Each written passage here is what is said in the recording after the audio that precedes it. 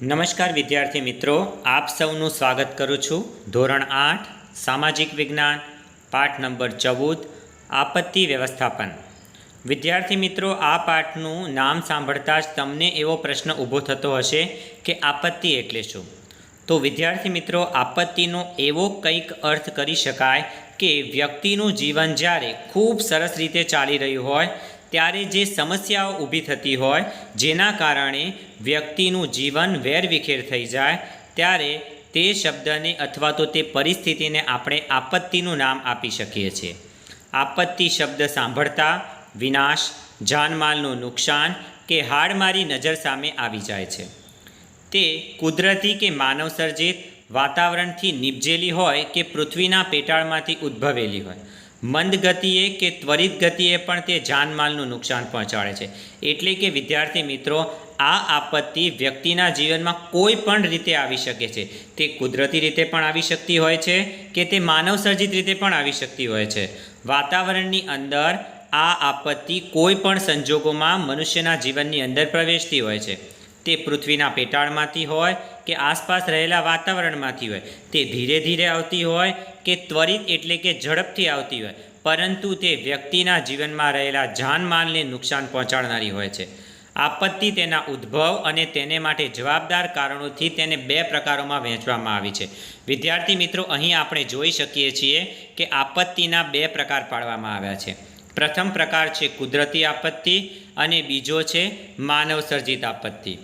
અહીં વિદ્યાર્થી મિત્રો, કુદરતી આપત્તિના પણ બે પ્રકાર છે. પ્રથમ પૂર્વ આગાહી કરી શકાય તેવી આપત્તિ અને બીજું પૂર્વ આગાહી ન કરી શકાય તેવી આપત્તિ. એટલે કે જે આપત્તિની ચેતવણી આપણને અગાઉથી મળી જતી હોય છે તેને પૂર્વ આગાહી કરી શકાય તેવી આપત્તિ કહી શકાય છે. અને જે આપત્તિની ચેતવણી આપણે અગાઉથી કરી શકતા નથી અથવા તો જે આપત્તિની માહિતી આપણને અગાઉથી મળતી નથી તેને પૂર્વ આગાહી ન કરી શકાય તેવી આપત્તિ કહી શકાય. જેમ કે પૂર, વાવાઝોડું, સુનામી, તીડ પ્રકોપ કે મહામારી જેવી જો આપત્તિ આવવાની હોય તો તેની અગાઉથી થોડીક માહિતી અથવા તો ચેતવણી આપણને મળી જતી હોય છે, એટલે તેને પૂર્વ આગાહી કહી શકાય.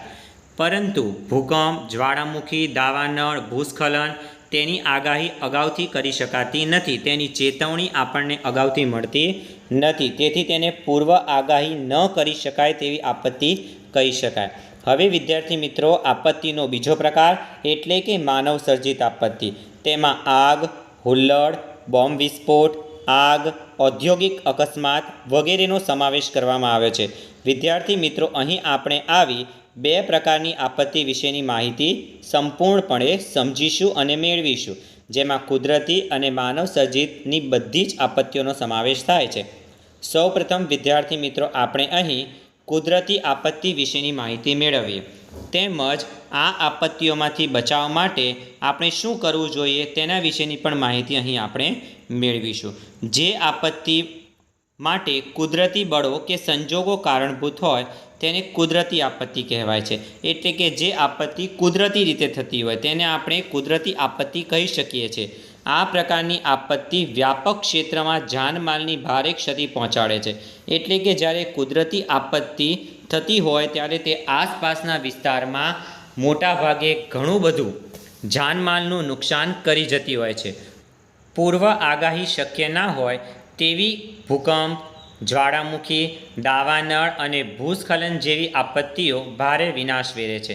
એટલે કે જે આપત્તિઓ વિશે આપણને અગાઉથી કોઈપણ પ્રકારની માહિતી જ ન હોય તેવી આપત્તિ જ્યારે અચાનક આવી જાય છે ત્યારે તે ભારે વિનાશ કરનારી હોય છે. જ્યારે જેની પૂર્વ કે આગોતરા એટલે કે અગાઉથી આગાહી કરી શકાય તેવી પૂર, વાવાઝોડું, સુનામી, તીડ પ્રકોપ અને મહામારી જેવી આપત્તિઓમાં અગમચેતી એટલે કે અગાઉથી ચેતવણી વાપરી બચાવ માટે આપણે પગલાં ભરવાથી જાનમાલની હાનિ આપણને ખૂબ જ ઓછી થાય છે. વિદ્યાર્થી મિત્રો, સૌપ્રથમ આપણે દાવાનળ વિશેની માહિતી મેળવીએ. તો તમારા મતે દાવાનળ એટલે શું એવો પ્રશ્ન તમને થતો હશે. જંગલો કે ઘાસભૂમિના વિસ્તારોમાં ફેલાતી આગને દાવાનળ કહેવાય છે. જ્યારે જંગલોમાં સૂકા લાકડા કે કોઈ અન્ય કારણસર જ્યારે આગ લાગતી હોય છે, જંગલોમાં સૂકા લાકડાની ડાળીઓ જ્યારે એકબીજાની સાથે ઘસાય છે ત્યારે તેના ઘર્ષણને કારણે ઘણીવાર જંગલોમાં આગ લાગતી હોય છે, અથવા તો બીજા કોઈ કારણસર પણ જંગલો કે જ્યાં ઘાસભૂમિનો વિસ્તાર હોય તેવા વિસ્તારમાં જ્યારે કોઈ આગ લાગે ત્યારે આપણે તેને દાવાનળ કહીએ છીએ. આ આગ શરૂ થયા પછી પવનની દિશામાં આગળ વધવા જ લાગે છે. વળી જંગલના સૂકા ઘાસ પાંદડા તેને વધુ વિસ્તારમાં પ્રસરાવે છે. કેટલાક વૃક્ષોમાંથી કુદરતી રીતે ઝરતા ગુંદર.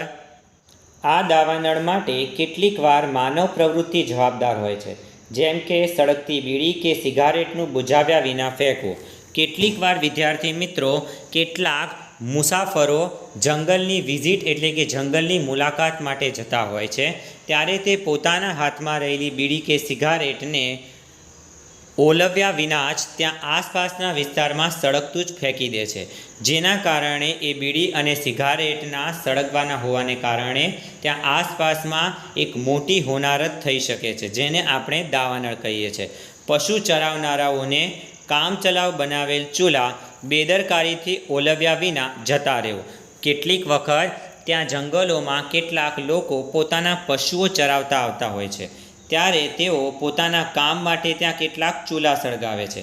તે ચૂલા તેમની જરૂરિયાત પૂરી થઈ ગયા બાદ તે ઓલવતા નથી અને તેમની બેદરકારીથી ત્યાં આગ લાગે છે. જંગલમાંથી પસાર થતી વીજળી કે ગેસની લાઇનમાં અકસ્માત થતા. જંગલના વિસ્તારોમાં પર્યટકો કે યાત્રિકોની બેદરકારી વગેરે જેવા સંજોગોમાં આ દાવાનળ માટે કારણભૂત હોય છે. કુદરતી રીતે આકાશમાંથી વીજળી પડવાથી પણ ઘણી વખત દાવાનળ ફેલાઈ શકે છે. દાવાનળ જે ક્ષેત્રમાં ફાટી નીકળે છે તે વિસ્તારમાં વનસ્પતિ અને વન્યજીવ સૃષ્ટિને ભારે ક્ષતિ પહોંચાડે છે. એટલે કે જે વિસ્તારમાં દાવાનળ થાય છે તે વિસ્તારમાં પુષ્કળ પ્રમાણની અંદર લોકોને નુકસાન થતું હોય છે, જેમાં મોટાભાગનું નુકસાન ત્યાંની વનસ્પતિ અને વન્યજીવોને થાય છે. તેના કારણે નાશ પામેલા જંગલને કુદરતી રીતે પુનઃ પૂર્વવત થતાં દાયકાઓ વીતી જાય છે. એટલે ફરીથી તે વનસ્પતિને ફરીથી એ જંગલમાં ઉગતા ઘણા વર્ષો વીતી જતા હોય છે.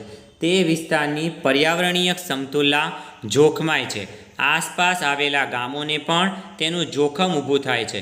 તેને અટકાવવા માટે ત્યાં આસપાસ રહેતા લોકોમાં જાગૃતિ ફેલાવવી અને વન વિભાગની કામગીરી વધારે વ્યાપક અને સઘન બનાવવી દાવાનળ રોકી શકાય છે. યાદ રાખો વિદ્યાર્થી મિત્રો, જ્યારે દાવાનળ ફેલાય તે સમય દરમિયાન આસપાસના લોકોને જાગૃત કરવા જોઈએ, તેમજ વન વિભાગને યોગ્ય માહિતી પહોંચાડી આ દાવાનળને આપણે રોકી શકીએ છીએ. આપણા દેશમાં હિમાલયના ઢોળાવો પરના જંગલો, દક્ષિણ ભારતના જંગલોમાં આગના બનાવો ઘણા નોંધાયા છે. ગુજરાતના જંગલોમાં પણ અગાઉ આગ લાગવાની ઘટનાઓ બની ચૂકી છે. વિદ્યાર્થી મિત્રો, અહીં જાણવા જેવું આપણે સમજીએ. નીચેની આકૃતિની મદદથી સમજો કે એકવાર દાવાનળથી નષ્ટ થયેલા જંગલને પૂર્વવત એટલે કે ફરીથી ઉગતા ફરીથી યોગ્ય થતાં કેટલો સમય લાગે છે. તો વિદ્યાર્થી મિત્રો, આ અહીં આપેલા ચિત્રની અંદર કુલ 6 ભાગ બતાવવામાં આવ્યા છે. પ્રથમ ભાગની અંદર તમને સૂકું બળી ગયેલું વૃક્ષ જોવા મળશે. ત્યારબાદ તેમાં ટૂંકું ઘાસ કે તણખલા થતાં 0 વર્ષ લખ્યા છે. ત્યારબાદ ઋતુગત અલ્પજીવી છોડ એટલે કે નાના નાના છોડવાઓ થતાં 1 થી 2 વર્ષ લાગે છે. વર્ષો વર્ષ ઉગતા ઘાસ અને દ્વિવર્ષીય આયુ છોડ, એ છોડને થોડા મોટા થતાં 3 થી 4 વર્ષ લાગે છે. અને વિવિધ ઘાસ, ઝાંખરા, યુવા વૃક્ષો થતાં ત્યાં 5 થી 150 વર્ષ થાય છે. અને આ વૃક્ષોને પૌઢ થતાં, તેના પર ફળ આવતા, તેના પર ફૂલ આવતા 150થી વધુ વર્ષ લાગે છે. આમ જે જંગલ વિસ્તારની અંદર જ્યારે દાવાનળ થાય છે ત્યારે તે જંગલ વિસ્તારની જમીનમાં વૃક્ષો ઉગતા ઘણા વર્ષો થઈ જતા હોય છે. હવે વિદ્યાર્થી મિત્રો, આપણે ભૂસ્ખલન વિશેની માહિતી મેળવીએ.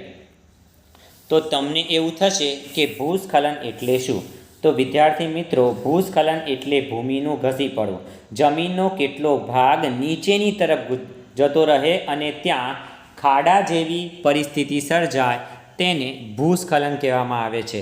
આ પ્રવૃત્તિ કોઈ મનુષ્યને કારણે થતી નથી, પરંતુ કુદરતી રીતે જમીનની અંદરની કેટલીક પ્લેટો જે પથ્થરની હોય છે તે ખસી પડવાને કારણે જમીનની ઉપરી સપાટીનો કેટલો ભાગ નીચેની તરફ જતો રહેતો હોય છે, જેને આપણે ભૂસ્ખલન કહીએ છીએ. આ ઘટના મોટે ભાગે પર્વતીય ક્ષેત્રોમાં વધારે જોવા મળતી હોય છે. ઘસી પડેલી શિલાઓ એટલે કે પથ્થરો માટી અને કાટમાળ નીચે દટાઈ જતા અનેક લોકો પળવારમાં મૃત્યુ પામે છે. આમ તેનાથી મોટા પાયે જાનમાલની તબાહી થાય છે. ભૂસ્ખલન માટે જવાબદાર બાબતોમાં જોઈએ તો ભૂકંપ, વાદળ ફાટવાની ઘટના કે પૂર જેવી કુદરતી આપત્તિની અસરરૂપે પર્વતીય વિસ્તારમાં દારૂગોળો ફોડી કરાતી ખનિજ ખનન પ્રવૃત્તિ, એટલે કે ઘણી વખત પર્વતીય વિસ્તારોમાં દારૂગોળો બોમ્બ વિસ્ફોટ કરીને જમીનમાંથી ખનિજ મેળવવાની પ્રવૃત્તિ કરવામાં આવે ત્યારે પર્વતીય વિસ્તારનો કેટલોક ભાગ અને તેના નીચેની જમીન એ પથ્થરો ખસી જવાને કારણે નીચેની તરફ જતી રહેતી હોય છે. ત્યારે કેટલાય લોકો તેમાં દબાઈને મૃત્યુ પામતા હોય છે અથવા તો પોતાનો જાન જોખમમાં મૂકતા હોય છે. નિર્મનીયકરણ, પર્વતો કાપી બનાવાતા રસ્તાઓ એટલે કે માર્ગો, કુદરતી વહેતા વરસાદી પાણીના માર્ગમાં અવરોધ કે બાંધકામ વગેરે જવાબદાર બાબતોને મુખ્ય ગણવામાં આવે છે. ઘણા બધા કારણોસર ભૂસ્ખલન થઈ શકે છે. ભૂસ્ખલનને કારણે વાહન વ્યવહાર માટેના માર્ગોને ભારે નુકસાન થાય છે.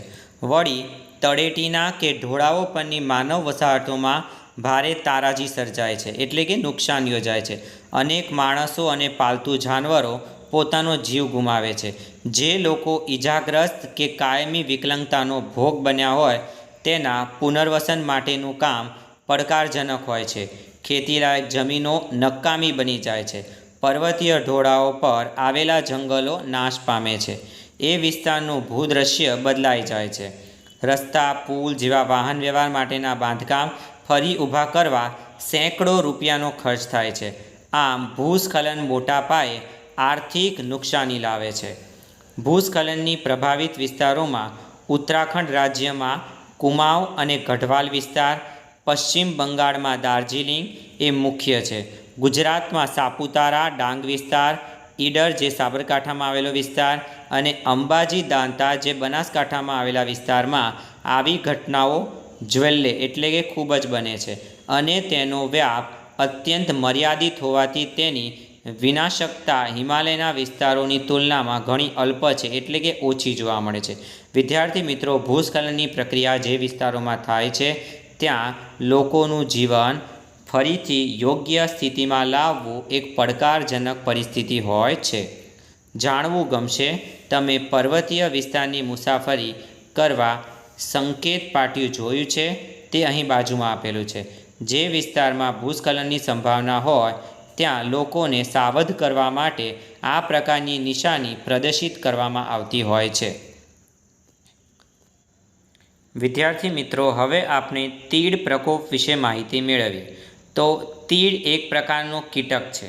તમે કદાચ જોયું હશે, લીલા રંગનું, જે ખેતરમાં ઉગેલા પાકને નુકસાન પહોંચાડે છે. એક અંદાજ મુજબ વિશ્વમાં અંદાજિત તેની લગભગ 11,000 જેટલી પ્રજાતિ જોવા મળે છે. એટલે કે તીડના 11,000 જેટલા પ્રકારો છે. તે ઝૂંડમાં રહેવાનું જ પસંદ કરે છે. તેના એક ઝૂંડમાં તે લાખોની સંખ્યામાં હોય છે. સામાન્ય રીતે તે રણ વિસ્તારમાં જોવા મળે છે. તે 1.5 થી 2 ઇંચ લંબાઈ ધરાવે છે. ઉડવા માટે પીઠ ઉપર તેને મજબૂત પાંખો હોય છે. તેના આગળના 2 પગ પાછળના પગની તુલનામાં કેવા લાંબા હોય છે. માથા પર એન્ટેના જેવા 2 વાળ હોય છે. તે 2 થી 2.5 ફૂટનો કૂદકો મારી શકે છે. તે પવનની દિશામાં આગળ વધતા જતા હોય છે. ગુજરાતમાં જે તીડનું આક્રમણ થાય છે તે તીડ છે ડેઝર્ટ લોકટ્સ. આ પ્રજાતિ ભારત, પાકિસ્તાન અને આફ્રિકા ખંડના કેટલાક શુષ્ક દેશોમાં જોવા મળે છે. તે પોતાના વજનની બરાબર ખાવાની ટેવને કારણે તે ખાવધરા તીડ તરીકે પણ ઓળખાય છે. તે પુખ્ત થતાં રેતીમાં પોતાના ઈંડા મૂકે છે. તે દિવસ દરમિયાન ઉડવાનું પસંદ કરે છે અને રાત્રિ દરમિયાન તે કોઈ જગ્યાએ રાતવાસો કરે છે. તે લીમડા સિવાય લગભગ તમામ પ્રકારની વનસ્પતિ ખાય છે. તેથી જે વિસ્તારમાં તીડ રાતવાસો કરે ત્યાં ખેતી પાકો અને અન્ય વનસ્પતિનો સફાયો કરે છે. જો બાગાયતી ખેતીના વિસ્તારોમાં તીડ ત્રાટકે તો કેરી, લીંબુ, ખારેક, દાડમ, જામફળ, આંબળા જેવા પાકના બગીચા જે વર્ષોની મહેનતથી તૈયાર કર્યા હોય તેને ભારે નુકસાન પહોંચે છે. તમે બાજુમાં આપેલા ચિત્રમાં તીડનું ચિત્ર જોઈ શકો છો કે તીડ એ કેવું દેખાય છે અને તીડ એ મોટે ભાગે ખેતરમાં ઉગેલા પાકને વધુ પડતું નુકસાન કરતું હોય છે. તે લીમડા સિવાય મોટાભાગની વનસ્પતિને નુકસાન પહોંચાડે છે. ત્યારે તે ખેડૂતોને ભારે આર્થિક નુકસાન વેઠવું પડે છે. ઘણા વર્ષો પહેલાં જ્યારે તીડના ઉપદ્રવથી ખેતી પાક સંપૂર્ણ નષ્ટ થતાં દુકાળની પરિસ્થિતિ સર્જાતી હતી, એટલે કે ખેડૂતો અને લોકો માટે ખોરાકની તંગી ઊભી થતી હતી. જો કે હાલ આવું બને તો અન્ય પ્રદેશોમાંથી અનાજ પહોંચાડી ભૂખમરો અટકાવી શકાય છે. તીડને ભગાડવા લોકો ઢોલ નગારા કે મોટા અવાજો કરી તેને ખેતરમાં ઉતરતા અટકાવવાના પ્રયાસો કરે છે. જો કે આવા પ્રયાસો પૂરતા નથી. હાલમાં તીડના ટોળાની પ્રવાસની દિશા અને તેના સંભવિત પ્રવાસી વિસ્તારોને સાવચેત કરવા સરકાર દ્વારા ખાસ પ્રકારના પગલાં ભરવામાં આવે છે. જ્યાં તીડના ઉપદ્રવવાળા કે તેની વકી હોય, એટલે કે જ્યાં તીડનો ઉપદ્રવ વધારે હોય તેવા વિસ્તારોમાં ખેતીવાડી વિભાગની સૂચના મુજબ તીડ નિયંત્રક દવાઓનો છંટકાવ કરી તેનાથી થનારા નુકસાનને ઘટાડી શકાય છે. ગુજરાત અને રાજસ્થાન ભારતમાં તીડની અસર પામનારા મુખ્ય રાજ્યો છે. ગુજરાતના કચ્છ, પાટણ, બનાસકાંઠા, સુરેન્દ્રનગર, મહેસાણા જિલ્લામાં છેલ્લા થોડા વર્ષોમાં તીડ આક્રમણની ઘટનાઓ ખૂબ જ વધુ પ્રમાણમાં નોંધાઈ રહી છે. હવે વિદ્યાર્થી મિત્રો, આપણે મહામારી વિશેની માહિતી મેળવીએ. તમને એવું થશે કે મહામારી એટલે શું? તો વિદ્યાર્થી મિત્રો, હાલની આપણી પરિસ્થિતિ પ્રમાણે આપણે જોઈએ તો કોરોના એ સમગ્ર વિશ્વની મહામારી ગણી શકાય. ઘણા વ્યાપક વિસ્તારમાં અનેક લોકો રોગોનો ભોગ બને ત્યારે તે સ્થિતિને આપણે મહામારીની પરિસ્થિતિ કહી શકીએ છીએ. સામાન્ય રોગો કરતાં વિષાણુજન્ય એટલે કે વાયરસથી થતા રોગોના સંક્રમિતોની સંખ્યા ખૂબ જ ઝડપથી વધે છે. જેમ કે હાલનો કોરોના એ પણ વાયરસથી થનારો જ રોગ છે, જેનાથી સંક્રમિત થનારાઓની સંખ્યા ખૂબ જ ઝડપથી વધી શકે છે. એમાં સેંકડો લોકો પોતાનો જીવ ગુમાવે છે. Ebola, swine flu, dengue, corona જેવા રોગો વિશ્વમાં લાખો લોકોને પોતાના શિકાર બનાવી ચૂક્યા છે. હાલ હજી પણ કોરોના જેવો રોગ વિશ્વને પોતાનો શિકાર બનાવી રહ્યો છે. પ્રાચીન સમયમાં આધુનિક ઉપચાર અને અદ્યતન દવાઓ, રોગ પ્રતિકારક રસીઓના અભાવના લોકો પ્લેગ, શીતળા જેવી ઘાતક બીમારીથી જીવ ગુમાવતા હતા. પહેલાંના સમયમાં જોઈએ તો પ્લેગ અને શીતળા જેવો રોગ પણ લોકોનો જીવલેણ હતો. આજે તેનો સફળ ઉપચાર કરીને આપણે તેમાંથી લોકોને બચાવી શકીએ છીએ. નવા વિષાણુઓના સંક્રમણથી થતા રોગોની સારવારમાં ઉપલબ્ધ દવાઓ કારગત નથી નીવડી, ત્યારે તે ટૂંક સમયમાં વિશ્વભરમાં ફેલાઈને અનેક લોકોને ભરડામાં લઈ લે છે. યાદ રાખો વિદ્યાર્થી મિત્રો, જ્યારે કોઈ નવો રોગ કે નવી મહામારી આવે ત્યારે તેને તરત જ દૂર કરી શકાતી નથી. તેની દવાઓ તાત્કાલિક ઉપલબ્ધ હોતી નથી. તે થતાં તો તે વિશ્વની અંદર ફેલાઈ જાય છે અને અનેક લોકો બેસાવધાનીપૂર્વક જો વર્તન કરે તો તે આ રોગોનો ભોગ બનતા હોય છે. ત્યારે તેનાથી મૃત્યુ પામનારા લોકોની સંખ્યા ઘણી મોટી હોય છે. તેની ખાસ રોગ પ્રતિકારક રસી, સારવાર માટેની દવાઓ શોધાય ત્યાં લગી તે નિરંકુશ રીતે તે રોગો લોકોને પોતાના શિકાર બનાવે છે. આવા અજ્ઞાત વિષાણુજન્ય રોગોના ભયનું જોખમ માનવ જાતિ સામે સતત તોળાતું રહ્યું છે. તે વાસ્તવિકતા ભૂલવી ના જોઈએ. આવા રોગોનો પ્રકોપ થાય અને તેનો ઉપચાર ઉપલબ્ધ ના હોય ત્યારે તેનો ચેપ અન્યત્ર ના ફેલાય તે માટે લોકડાઉન, જેને ચેપ લાગ્યો હોય તેને ક્વોરન્ટાઇન કરવા જેવા પગલાંનો ચુસ્ત અમલ કરવો પડે છે. જેમ કે વિદ્યાર્થી મિત્રો, હાલની રોગચાળાની પરિસ્થિતિમાં તમે જોઈ રહ્યા છો કે કોરોનાની પરિસ્થિતિમાં લોકોની ગેરવર્તણૂક અને લોકોની ઓછી સમજના કારણે હાલ દેશની અંદર કોરોના કેટલા પ્રમાણમાં વધી રહ્યો છે. આ પરિસ્થિતિમાં ઘટાડો કરવા દેશની સરકાર દ્વારા લોકડાઉન તેમજ ક્વોરન્ટાઇન જેવા પગલાઓ મૂકવામાં આવે છે. તેનાથી દેશની પ્રજાએ સરકારને સહયોગ કરવો જોઈએ. તેનાથી દેશની આર્થિક પ્રગતિ, શૈક્ષણિક કામગીરી પર ભારે નકારાત્મક અસરો પડે છે. તેની અસરોમાંથી પૂર્વવત થતાં આપણને ઘણા વર્ષો લાગી જાય છે. ઈસવીસન 2019-20ની સાલમાં કોરોનાના પ્રકોપની અસરોથી સમગ્ર વિશ્વને મુશ્કેલી અનુભવી છે. મહામારીના વ્યાપેલા રોગની રોગપ્રતિકારક રસીઓ શોધાઈ ના હોય તેને ફેલાતો અટકાવવા લોકડાઉન, પ્રવાસ પર પ્રતિબંધ, બહારથી આવતા નાગરિકોને ક્વોરન્ટાઇન જેવા સખત પગલાં લેવા પડે છે. લોકોની રોજબરોજની જિંદગી ખોરવાઈ જાય છે. શિક્ષણ, વેપાર, ઉત્પાદન જેવી પ્રક્રિયા ઠપ્પ થતાં ભારે અરાજકતાનો માહોલ બને છે. રોજે રોજનું કમાઈને ખાનારા લોકો મુશ્કેલીઓમાં એમાં વધારો થાય છે. તંત્ર દ્વારા એટલે કે સરકાર દ્વારા લગાવવામાં આવેલા પ્રતિબંધાત્મક આદેશો હોવા છતાં લોકો જાગૃતિના અભાવે રોગોનો ભોગ બને છે. આપણી આસપાસના દવાખાનાઓ લોકોની અણસમજણના કારણે બીમાર પડે છે અને આવા દવાખાનાઓ રોગીઓના લીધે ઉભરાય છે. દુનિયાના સંપન્ન દેશો પણ લાચાર બની જાય છે. કરોડોની સંખ્યામાં લોકો સંક્રમિત થાય છે અને હજારોની સંખ્યામાં લોકો મોતને ભેટે છે. સદીઓ પૂર્વે એટલે કે ઘણા વર્ષો પહેલાં કોલેરા, પ્લેગ અને મલેરિયાની રોગપ્રતિકારક રસીઓ કે દવાઓ શોધાઈ નહોતી ત્યારે દુનિયાભરમાં પણ આ રોગોથી કરોડો લોકો મૃત્યુ પામ્યા હતા. એક તબક્કે આવી મહામારીથી દુનિયાની વસ્તીમાં ઘટાડો જોવા મળ્યો હતો. મહામારીની પરિસ્થિતિમાં લોકોને બચાવવાના ઉપાયો અને રાખવાની સાવચેતીથી પ્રચાર પ્રસાર કરી માહિતીગાર કરવા જોઈએ. સંક્રમિત લોકો માટે અલાયદા વોર્ડ કે હોસ્પિટલોની વ્યવસ્થા કરવાથી રોગ ફેલાતો અટકે છે. વિશ્વ આરોગ્ય સંસ્થા આવા સંજોગોમાં ખાસ માર્ગદર્શન પૂરું પાડે છે. તે અનુસાર અમલીકરણ અનિવાર્યપણે કરવું જોઈએ. વિદ્યાર્થી મિત્રો, હાલ કોરોનાના રોગને અથવા તો તેના સંક્રમણને ઘટાડવા હાલ આપવામાં આવતી સરકારી રસી પણ દરેક લોકોએ અવશ્ય લેવી જોઈએ. આપણે આ રસી વિશે લોકોમાં જાગૃતિ ફેલાવવી જોઈએ જેથી આપણા અને આપણી આસપાસના લોકો આ સંક્રમણનો ભોગ ન બને.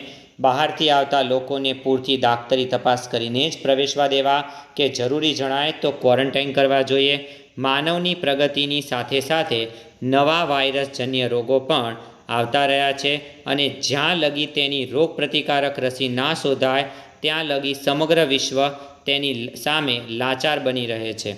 વિદ્યાર્થી મિત્રો, જાણવું ગમશે કે કોવિડ-19 એટલે કે કોરોના નામ કેવી રીતે અપાયું. કોવિડ-19 એ વર્લ્ડ હેલ્થ ઓર્ગેનાઇઝેશન WHO દ્વારા 11 ફેબ્રુઆરી 2020ના રોજ નોવેલ કોરોના વાયરસ SARS-CoV-2 દ્વારા થતા રોગ માટે આપવામાં આવેલું એક નામ છે. તે ઈસવીસન 2019ના અંતમાં ચીનના વુહાન શહેરમાંથી શરૂ થયો હતો અને ત્યારબાદ તે વિશ્વભરમાં ફેલાયેલો રોગ છે. કોવિડ-19 એ કોરોના વાયરસ ડિસીઝ ઓફ 2019નું એક ટૂંકું નામ છે જે ઈસવીસન 2019ના કોરોના વાયરસના રોગ માટે વપરાય છે. હવે વિદ્યાર્થી મિત્રો, ઔદ્યોગિક અકસ્માત વિશેની માહિતી મેળવીએ. આપણી જરૂરિયાતોની પૂર્તિ માટે અનેક ચીજવસ્તુઓ આપણને જોઈએ છે. તેના ઉત્પાદન સારું અનેક ઉદ્યોગો આપણે જોઈએ છે કે સ્થપાણા છે. આ ઉદ્યોગોમાં જ્યારે કોઈપણ પ્રકારનો અકસ્માત થાય ત્યારે તેને આપણે ઔદ્યોગિક અકસ્માત કહી શકીએ છીએ. આ ઉદ્યોગોના કાચા માલના સ્થળાંતર, સંગ્રહણ, ઔદ્યોગિક પ્રક્રિયા દરમિયાન કે તૈયાર માલના સંગ્રહણ કે હેરફેર સમયે અકસ્માત થવાની સંભાવના રહે છે. ઔદ્યોગિક એકમોમાં અકસ્માત ન થાય તે માટે સાવચેતી અને નિયમો બનાવાયા છે. તેમ છતાં ક્યારે માનવીય ભૂલ એટલે કે માણસોની ભૂલ કે યંત્રોની સાર સંભાળના અભાવે યાંત્રિક ખરાબીથી અકસ્માતો થાય છે. જંતુનાશકો બનાવતા કારખાનામાંથી ઝેરી વાયુનું ગળતણ એટલે કે ઘણી જંતુનાશક દવાઓ બનાવતી ફેક્ટરીઓ કે કારખાનાઓમાંથી જ્યારે ઝેરી વાયુ બહારની તરફ નીકળે છે ત્યારે તે લોકોને નુકસાન પહોંચાડે છે. ફટાકડાના કારખાનામાં ઘણી વખત વિસ્ફોટો થતા હોય છે ત્યારે તે પણ ઔદ્યોગિક અકસ્માત કહી શકાય.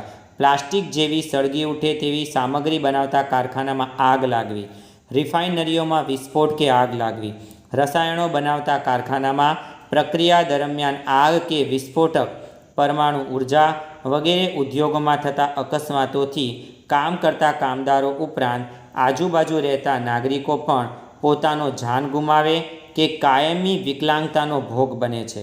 જો ઝેરી ગેસ ગળતર થાય તો મોટી સંખ્યામાં લોકોના આરોગ્ય પર ખરાબ અસર પડી શકે.